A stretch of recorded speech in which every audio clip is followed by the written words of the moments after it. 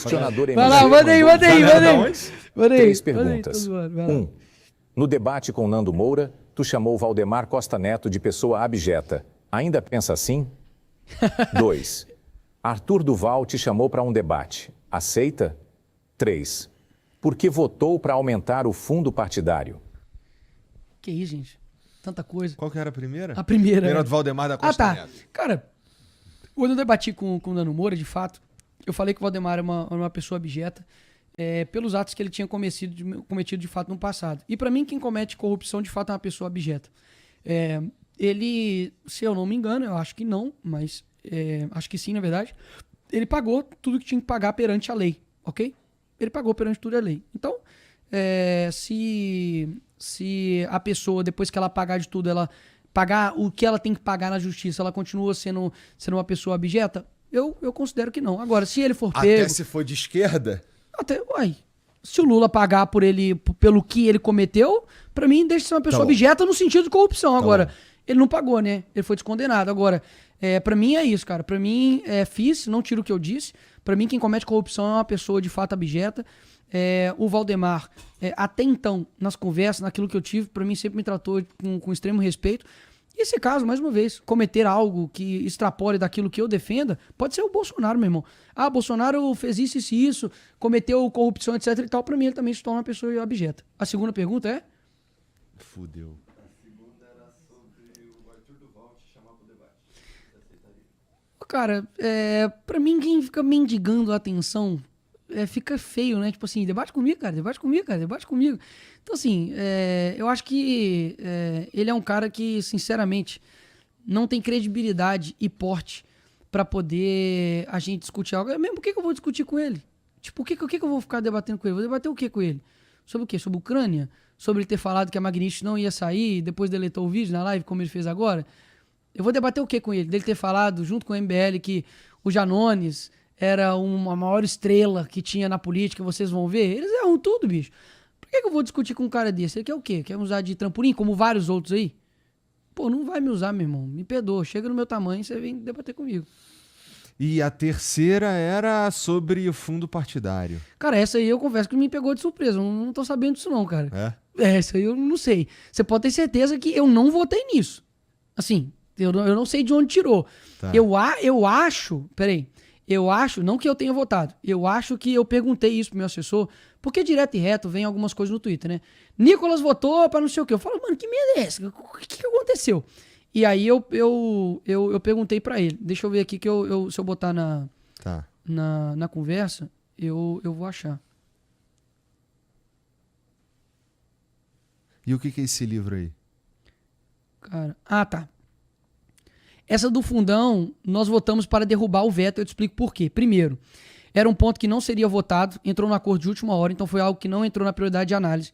Como disse, eram 398 pontos de veto. Tem algumas vezes que, assim, meio que vota só, você tipo, preenche uma prova tipo no Enem e manda os seus votos para lá, entendeu? Então era 398 pontos de vetos. Então priorizei o que seria votado no dia por acordo, ou seja, tinha um acordo, isso não estava entrando no acordo, então ele priorizou dar atenção nisso.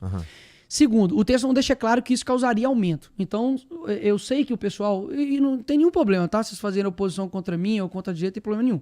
Mas um fato o texto não deixaria claro que isso aumentaria o fundo.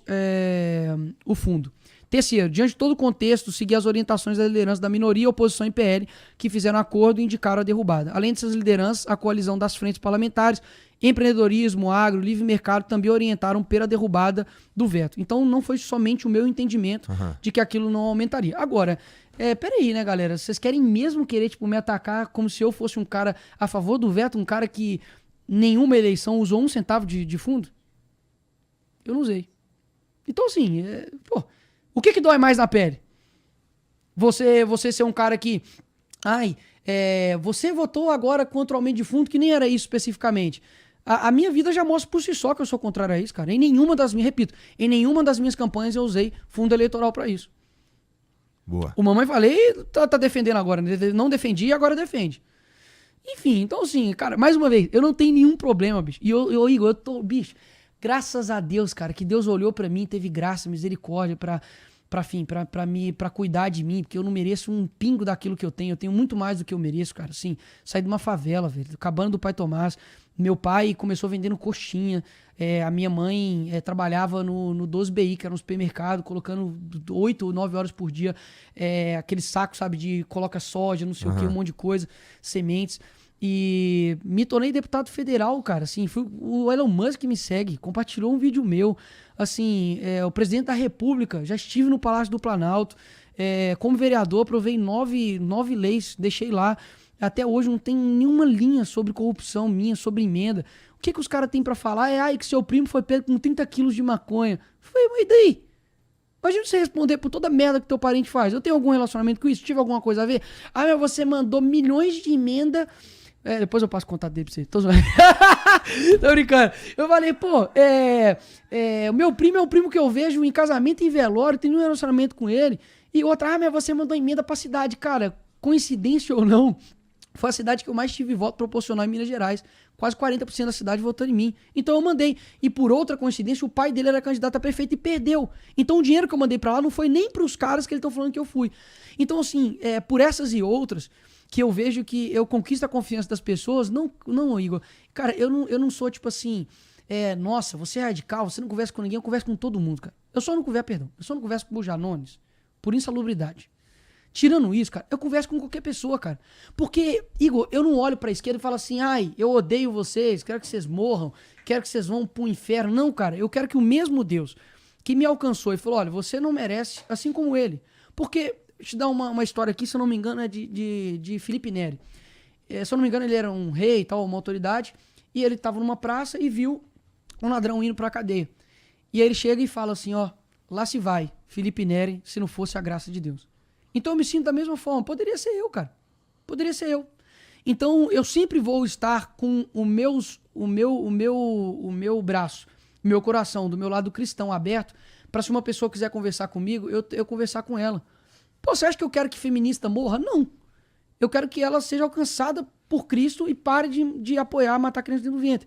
Nicolas, você quer que o quê? Que o Lula... eu quero que ele pague pelos crimes que ele cometeu. E eu quero que, nem que seja nessa hora, na hora da cadeia, ele encontre Jesus, cara. Paulo não matava cristão? Tomara que Janones encontre o Senhor. Porque Paulo, que matava cristão, se tornou o maior evangelista, o Janones, que é o maior mentiroso, vai ser o maior divulgador de verdade. Então, paralelamente, o que eu sinto, e para poder encaminhar para o fim, é o seguinte. As pessoas, Igor, acabaram perdendo a esperança naquilo que realmente tem a esperança, que é o Senhor.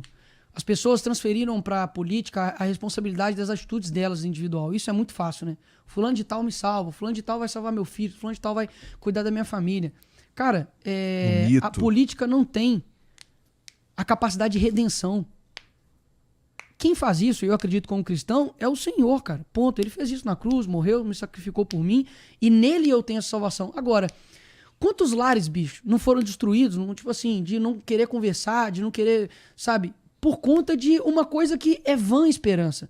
Você pega Salomão, inclusive, eu trouxe esse livro aqui, que chama Meditações em Provérbios, e eu quero te dar, ele é de Charles Spurgeon. Obrigado, cara. Ele é considerado o príncipe dos pregadores. Aqui são 22 provérbios que fala sobre amor, sobre caridade, sobre humildade, sobre, enfim, amizade. E eu quero te dar esse livro. Obrigado, porque cara. Valeu. Esse cara realmente ajudou muito a mudar minha vida, junto com vários outros. C.S. Lewis. Bonito.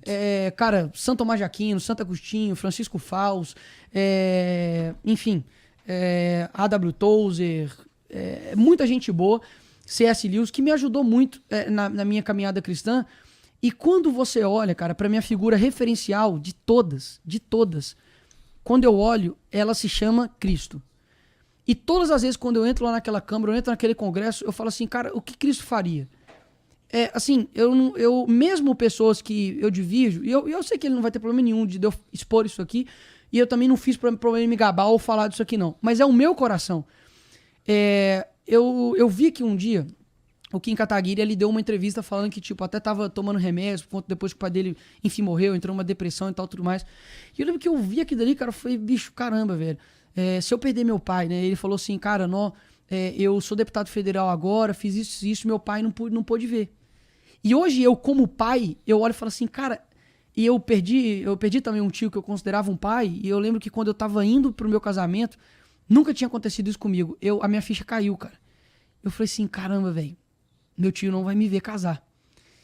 Ele não me viu virar deputado federal. E eu senti a dor dele. E numa proporção bem menor, né? Porque era o pai dele. No caso dele, E aí tinha um livro que eu li que chama A Anatomia do Luto, que é de C.S. Lewis, e me ajudou muito. E aí, no primeiro, acho que mês, ou sei lá, de congresso, eu dediquei pra ele e entreguei. Falei, Kim, lê aí, cara. Eu acho que vai ser bom, foi bom pra mim e tal. E depois, sei lá, de um mês ele leu. Falou, cara, obrigado, tipo, minha visão, pelo menos sobre você, tá diferente. Então, se as pessoas soubessem, as pessoas que eu converso, elas se assustariam. Porque, cara, foi isso que Cristo fez. Eu não fico andando com corruptos. Porque Jesus andava com discípulos. Mas, quando ele tinha oportunidade, tanto ele ir até, quando uma pessoa ia até ele conversava, cara, ele estendia a mão pra prostituta, pro fariseu. Você tá entendendo? Então, assim, a política pra mim, ela é um meio de eu poder colocar Cristo naquilo, cara. Porque isso foi o que de fato mudou minha vida. O que mudou minha vida não foi política, cara. Tipo, de transformar o meu caráter, de transformar quem eu sou. Então hoje, o que é mais importante pra você, Nicolas? O que é mais importante pra mim hoje é eu conseguir realizar o meu trabalho da maneira mais honesta possível e, enfim, representar as pessoas. É eu ser um bom marido, eu ser um bom pai. E, cara, pra mim nada mais importa. E eu obedecer a Deus, acabou. Então isso que muitas vezes me dá força, o cara fala assim, pô, e aí, cara, se for preso, se for perseguido, as pessoas não entendem que... Eu não tô falando que eu quero perseguir isso, tá? Tô falando que eu quero ser preso ou quero ser morto. Mas eu tenho plena convicção de que isso aqui é uma morada passageira. Se você pegasse todos os seus bens hoje e estivesse passando por uma cidade que não é sua estadia final, você depositaria todo o seu dinheiro lá? Não. Então por que eu vou depositar tudo aqui, cara? Então por isso que a minha esperança não é em eleições ou em quem vai ganhar. Porque eu vi isso acontecendo dentro da direita. Chutando balde, família, amigos, fé, porque o Bolsonaro perdeu.